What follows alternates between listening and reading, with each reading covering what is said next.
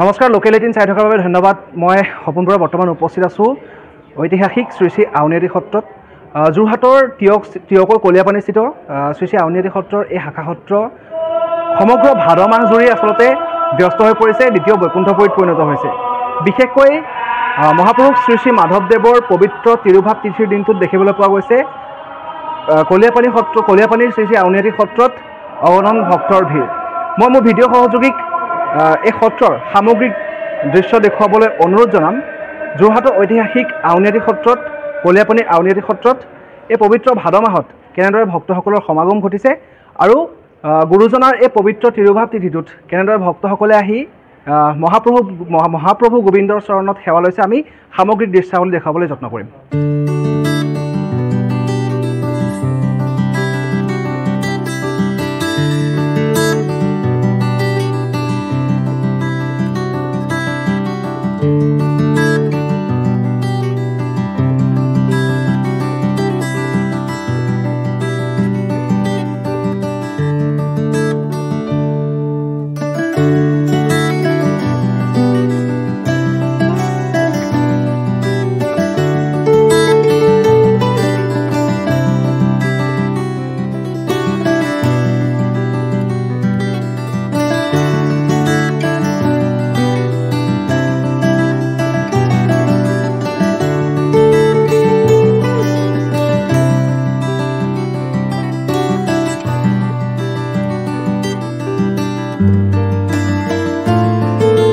আপোনালোকে জানে যে অসমত মহাপুৰুষ শংকৰদেৱ, মাধৱদেৱ আৰু পৰৱৰ্তী যিসকল সন্ত আছিলে, দামোদৰদেৱ আদি কৰি যিসকল হৰিদেৱ, তেখেতসকলৰ প্ৰচেষ্টাত গঢ়ি উঠিছিল অসমত সত্ৰ আৰু নামঘৰ।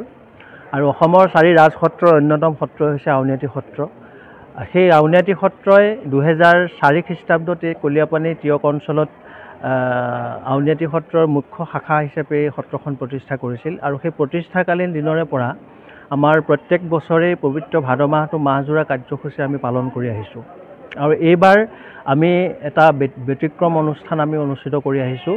আমি এই পবিত্ৰ ভাদ মাহটোত মহাপুৰুষ শ্ৰীমন্ত শংকৰদেৱ গুৰুজনা আৰু মহাপুৰুষ শ্ৰী শ্ৰী মাধৱদেৱ আৰু শেষৰ দিনাখন, যিদিনাখন আমাৰ ভাদ মাহৰ শেষৰ 31 ভাদ দিনাখন আমাৰ নাম সামৰণি পৰিব, সেই দিনটোত আমি 3খনকৈ ভাওনা অনুষ্ঠিত কৰিম।